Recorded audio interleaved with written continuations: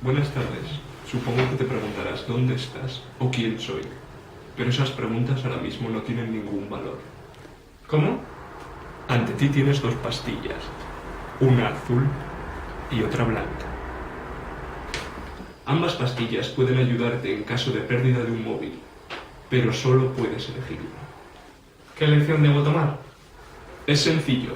Debes elegir prevenir o actuar. La blanca representa la prevención. La azul representa actuar. ¿A qué te refieres? Te pongo un ejemplo. Imagínate que tienes un móvil. ¿Qué elegirías? ¿Únicamente prevenir para que no te lo roben o lo pierdas y eso impida actuar después? ¿O no tener ninguna precaución, pero poder actuar una vez cometido el robo o la pérdida? ¿Cuál es tu decisión? Si eligiese prevención, ¿podría entonces utilizar un bloqueo de pantalla fuerte? ¿O utilizar una nota para que me encontrasen en caso de pérdida?